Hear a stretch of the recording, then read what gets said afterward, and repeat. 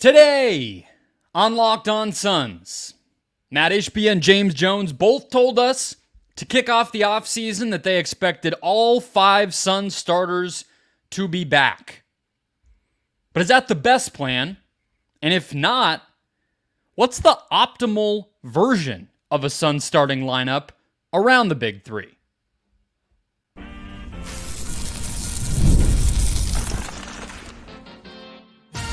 You are Locked On Suns, your daily Phoenix Suns podcast.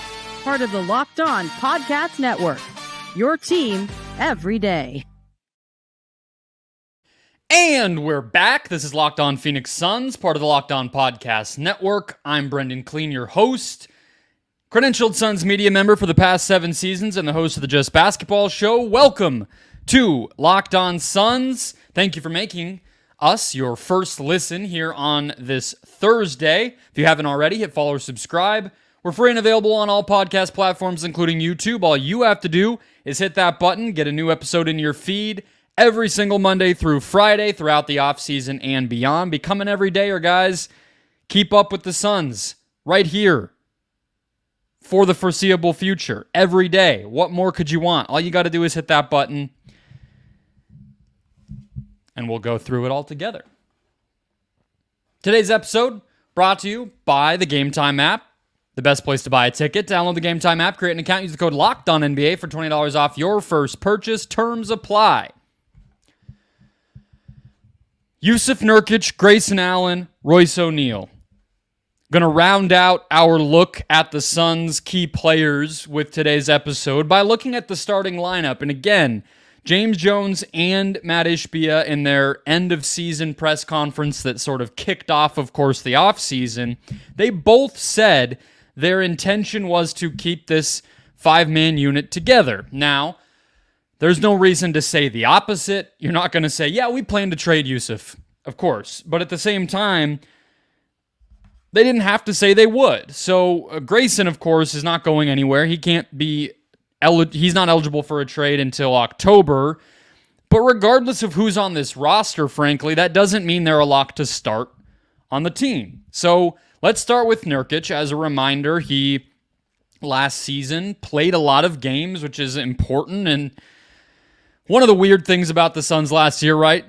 Durant and Nurk, somehow the most injury-prone guys on the team in recent history, ended up, well, Beal too, of course, but they ended up being the healthiest players, which is great to see, of course. 76 games played for Nurkic, 27.3 minutes per game, finished 4th overall in minutes played.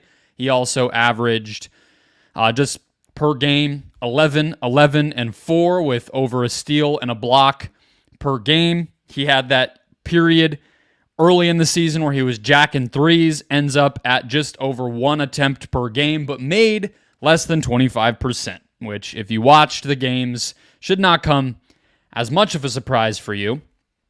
It was ugly. But look, you just compare some of those numbers to his career-long stats.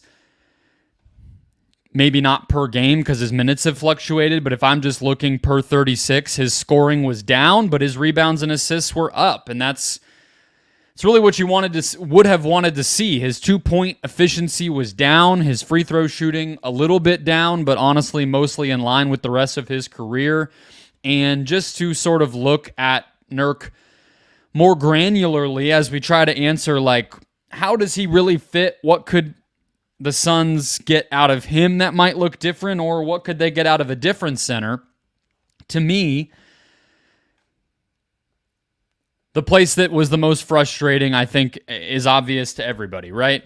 The Suns did not get consistency as a finisher from Nurkic, and they did not get consistency as a rim protector. So at the highest levels in the most important games, ideally, a center's job is to take away the paint. Now, not every center does that the same way. Not every center even does that, but that's kind of the base level of what you want to see. In the regular season, Nurkic made only 60% of his shots at the rim, which was in the 15th percentile among players. And in the playoffs, he made, 33% of his shots at the basket, which feels impossible. That's not right. Okay, there we go. It is impossible. That's why it felt that way. 65%. He was at 33 on floaters, but just not good enough. In a world where, Bradley Beal's finishing the same amount as you, Drew Eubanks is way better. Like, for as big as Nurkic is, that's just not going to cut it. And when I also sort of look at on-off stats here, one thing that jumps out is, as we look a little bit to the ideal rather than the real,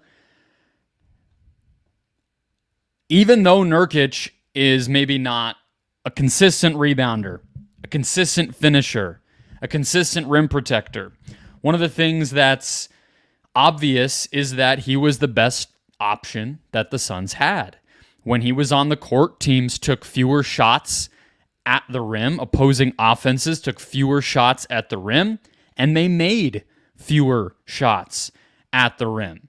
He was oftentimes, a portion that I haven't hit on yet, one of the best playmaking options for the Suns. And again, back to the paint, when he was on the court, I mentioned that he took away shots and makes at the rim for the opponent. He also seemed to be somebody who could generate those for the team. The Suns took almost 2% more shots at the basket when Jusuf Nurkic was on the court. You talk about transition. Nurkic helped juice the transition frequency, some of those outlet passes, his ability to grab and go when he got a rebound and take it up the court.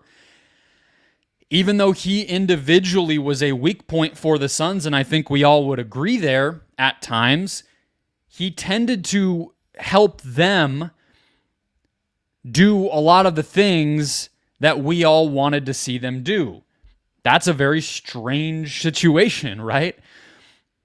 So honestly, the thing I was wondering about when I was prepping the show today is, what could it look like for the Suns where maybe Nurkic doesn't get the ball as much, all right? Because I think even though transition and pace and some of those things might have been a little better, generating shots at the basket might have been a little better when he was out there, there is this odd thing where you wonder, does Nurkic have to have the ball to do what he does best?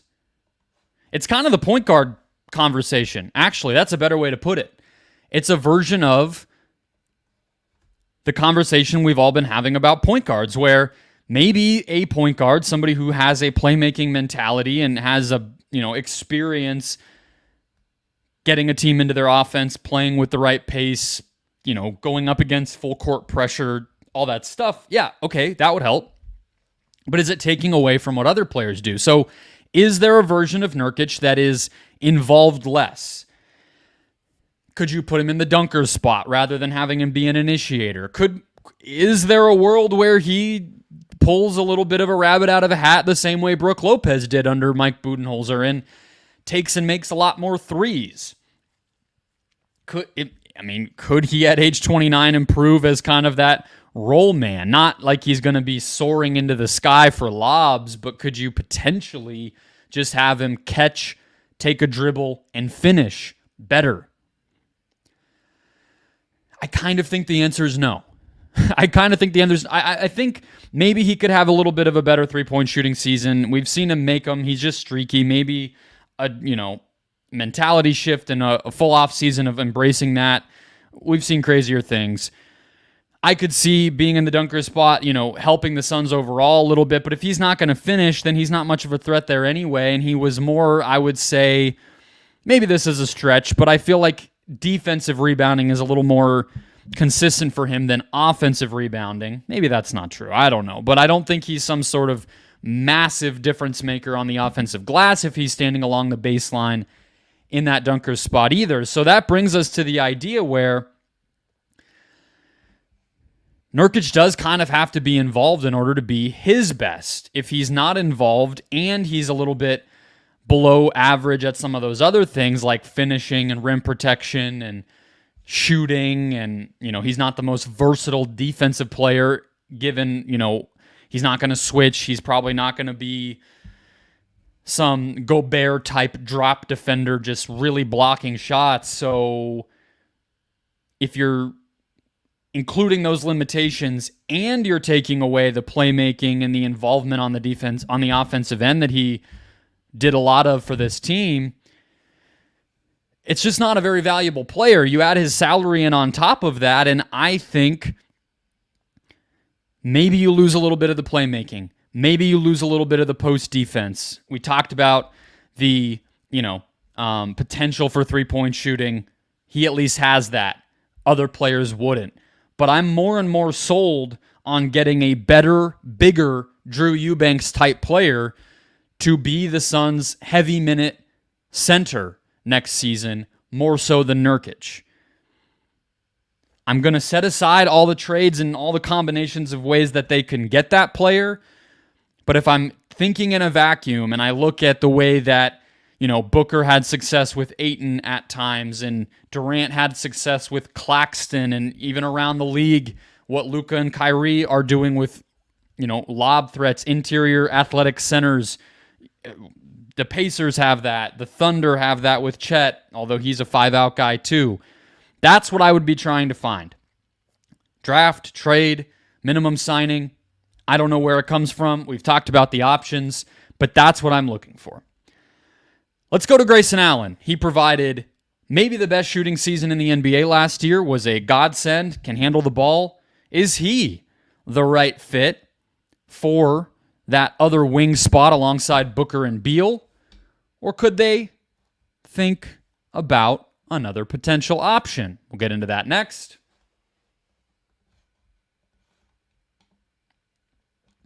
First, today's show brought to you by Game Time, the best place to buy any ticket.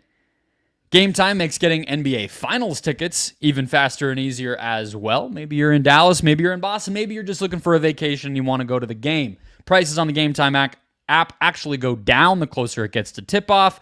They also have killer last-minute deals, all in prices, view from your seat, a lowest price guarantee, and more, making Game Time the place to take the guesswork out of buying NBA tickets. I told you I bought concert tickets there the other day. I have perused comedy in the past. If you live in a city where even more stuff's going on than Phoenix, although I know there's not a lot of those, you can probably find theater. You can find smaller sporting events. I might have to check out well, I might have missed it. Pac-12 tournament baseball? Is that over already? I don't have any idea what the schedule is. That's right down the street for me. Maybe I'm too late. Maybe there's going to be a last-minute deal. We'll check it out. All of that, plus, of course, those NBA Finals tickets, guys. Take the guesswork out of buying NBA Finals tickets with Game Time. Download the Game Time app, create an account, use the code LOCKEDONNBA for $20 off your first purchase. Terms apply. Again, create an account, redeem the code LOCKEDONNBA, LOCKEDONNBA for $20 off your first purchase. Download Game Time today. Last-minute tickets, lowest price, guaranteed.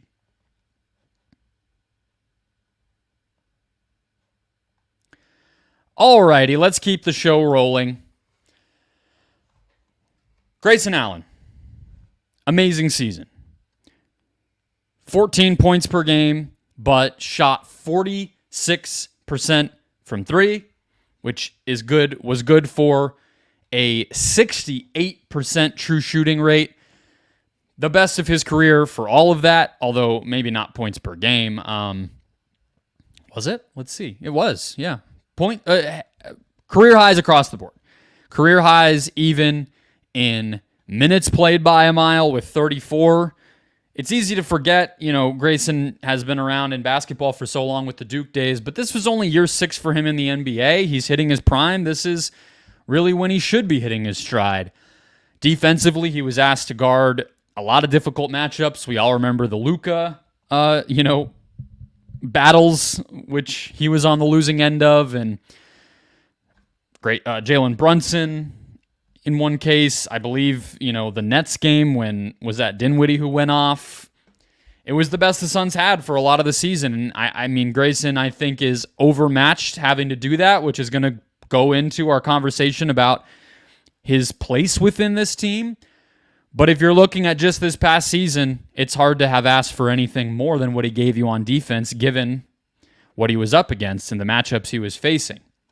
The other part of what Grayson did for this team is he was not ever a primary playmaker, but somebody who could handle the ball. I mean, you think back to before this season, before the Durant trade, remember all those different things the Suns tried when it was Booker and Chris Paul, and Chris would get pressured and those guys would get tired and worn down, and we saw Jay Crowder and Mikal Bridges and obviously Cam Payne and different guys just be the person to dribble the ball up. And as we, again, talk about a point guard, Allen filled in there, and on top of the primary playmaking that he was doing, he was more than comfortable to not just catch the ball and shoot it, but if he had to, read the floor, that 2 dribbles and a good decision mentality, that 0.5 decision making where he's, I'm getting a closeout, the defense is in rotation, let me catch, maybe I pump fake, maybe I don't,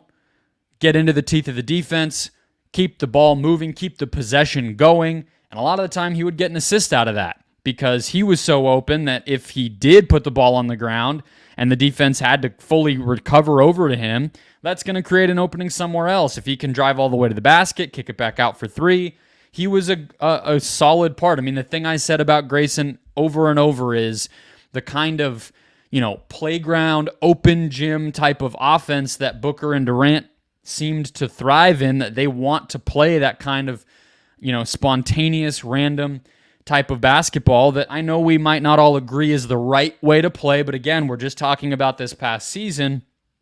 He fit perfectly into that, and you saw it in a lot of different places.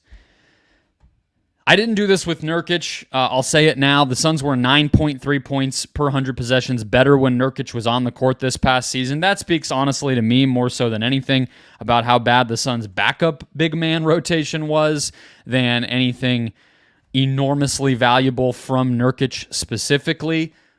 Leave him alone, though. And Grayson, they were 4.8 points better per 100 possessions when or they were plus 4.8 when Allen was out there. They were more than 5 points better when he was on versus off. But the more interesting number to look at with Allen is him plus the big 3. And that's a number we all talked about a lot this past season, but that offensive rating with those 4 guys on the court together was 124. That was one of the best 4-man groups you could find in the NBA last year. The only issue is the defense was almost as bad as the offense was good. They gave up 117 points per 100 possessions when those 4 players took the court together. It's just not going to cut it. Opponents shot 57% from 2 when those 4 were out there, and defensively, it's not sustainable. You can't allow teams to score like that against you and win a lot of games, even if your offense is really high-powered. You got to be able to get stops, and I think first and foremost, you got to be able to put a little bit more size out there. And so this shouldn't come as a surprise to anybody, but considering that even up through the postseason, I was advocating for O'Neale or anybody else to get a shot at that 5th starting spot, right? And it really is truly, it just comes down to size and athleticism and defensive force.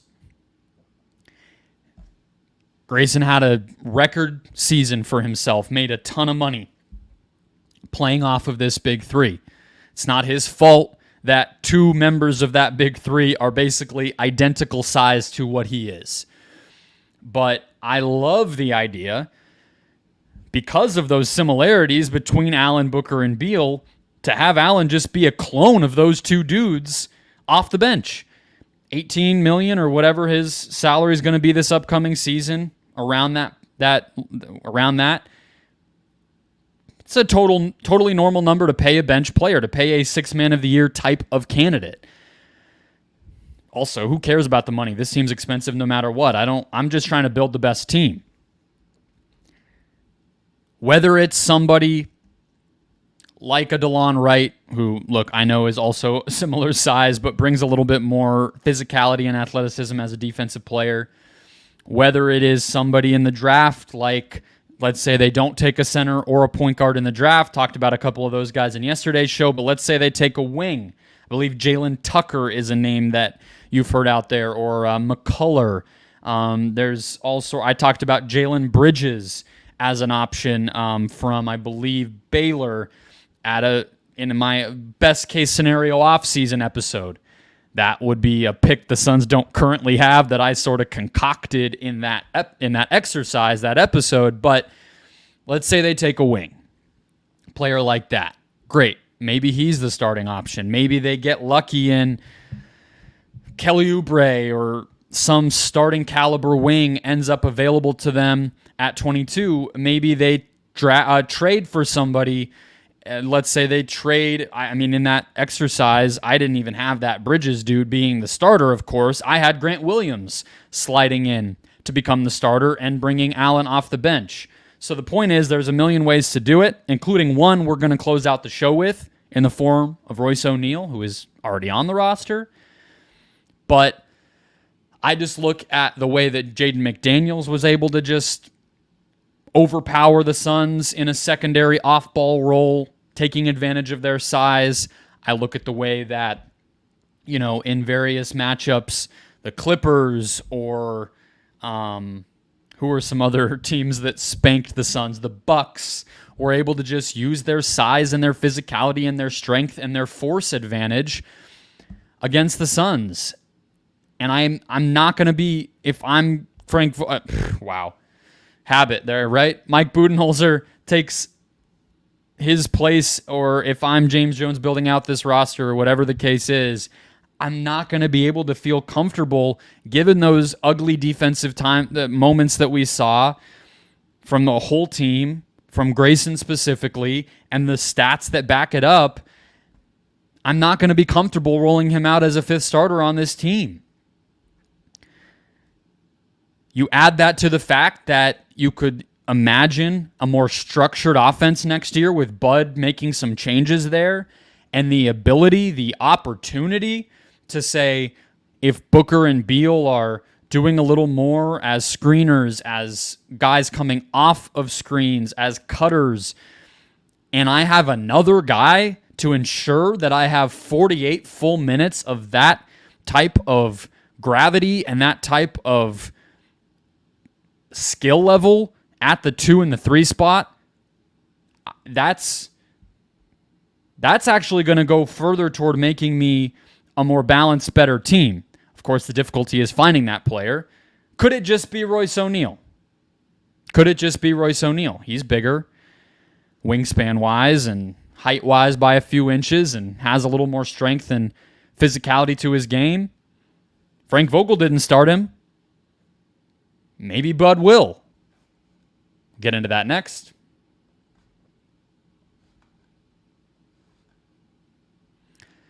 First, today's show brought to you by Prize Picks, the best place to play daily fantasy sports. With Prize Picks, you can turn $10 into $1,000 in a single game watching your favorite sports all summer long. Make a Prize Picks lineup in as few as 60 seconds. Pick 2 to 6 players based on their stat projections, and you're locked in. If you're looking for promos, Prize Picks has you covered all week, from lowering select players' stats projections every Tuesday, increasing your chance for a win, or getting your entry fees back with a loss every Friday. Prize Picks is America's #1 fantasy sports app with over 5 million active users for a reason. Get in on the daily action with your friends and become part of the Prize Picks community today. The finals mean more on Prize Picks, and so do the star players. Get boosted payouts on basketball stars that you won't find anywhere else. And when the finals are over, the hoop action doesn't stop at Prize Picks. Women's basketball is just getting started with great young players like Caitlin Clark and Angel Reese, as well as superstars like Brianna Stewart and Aja Wilson. Win up to 100 times your money watching them ball out.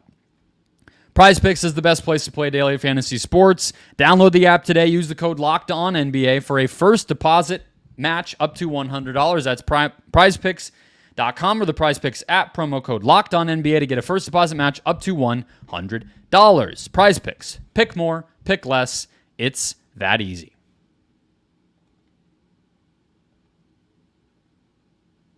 All right, let's close out the show. So, Royce O'Neale, didn't have a lot of time with the Suns, 30 games in total, 8 points, 5 rebounds, 3 assists per game, shot 38% from 3. All things considered, frankly, like that's exactly what you wanted to get out of him when you got him.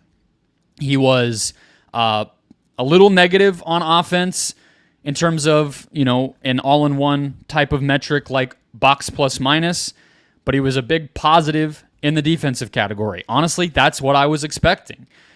He's not a very versatile offensive player. He's not somebody who's going to, drive inside and score or, put the ball in the basket much unless he's making an open three. And even the threes, frankly, they're 3/4 of his shot attempts, but he's streaky. And we saw that. And especially when he does hit a cold streak, he'll stop taking them. And that's a problem. But he kind of makes up for that a little bit as a playmaker. He helps the pace, a lot of the things that the Suns did need.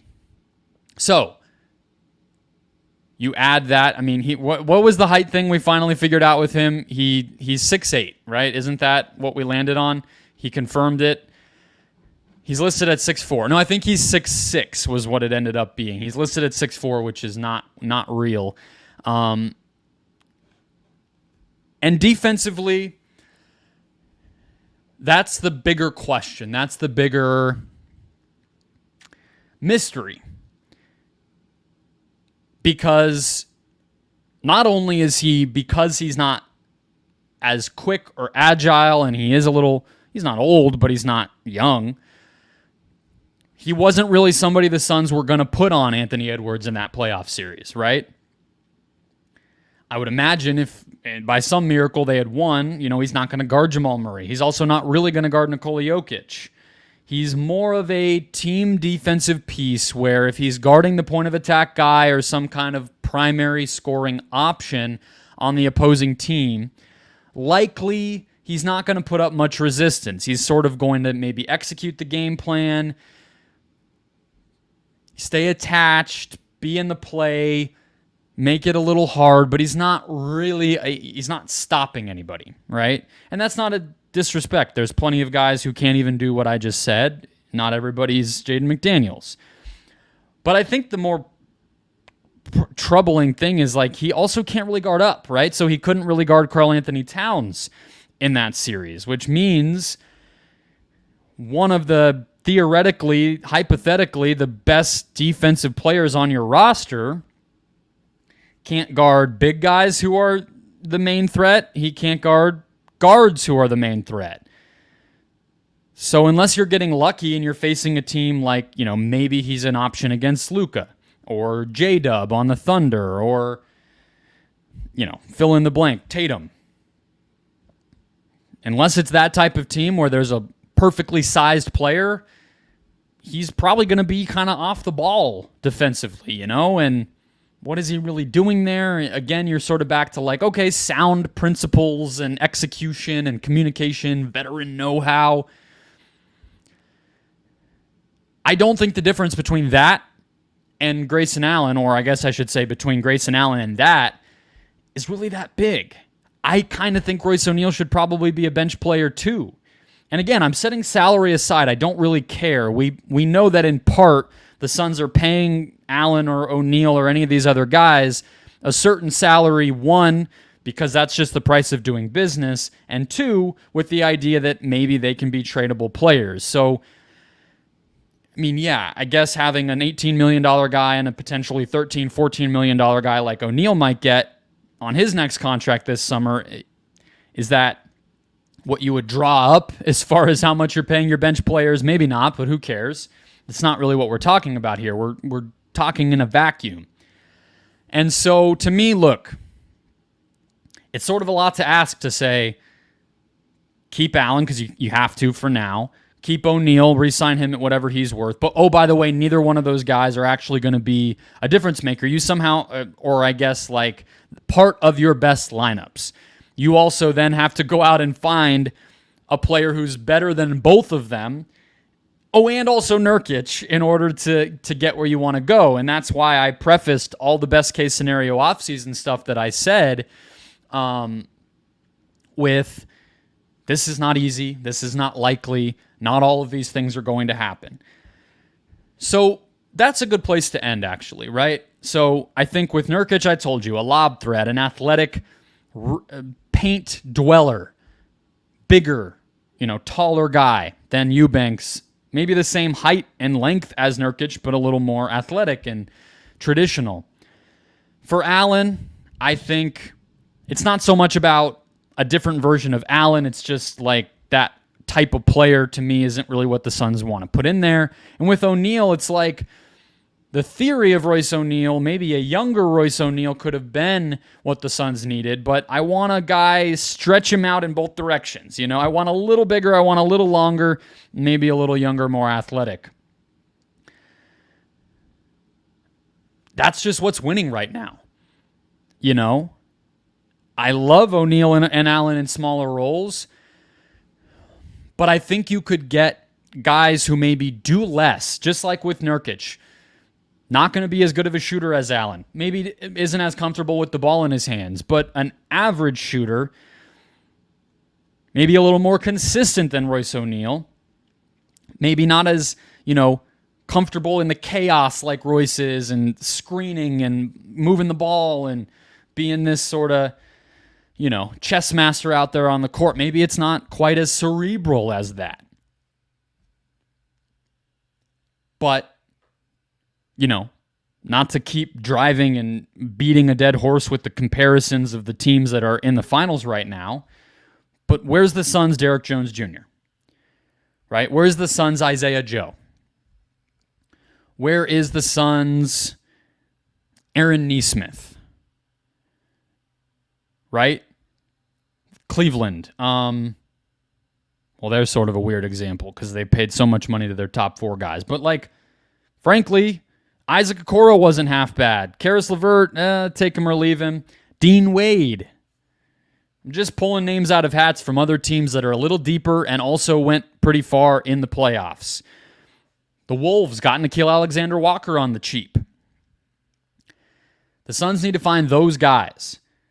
Cheaper, maybe more limited players who fit, who fill a role, who bring something they don't currently have, and make them a more modern athletic team. That's what I'm looking for. So we're 0 for 3 in terms of the players that I just went through. In a perfect world, the Suns would find upgrades, not from a talent perspective or a pedigree perspective, but from a fit and a style standpoint over all 3 of Nurkic, Allen, and O'Neale. Do I think that will happen? Who knows?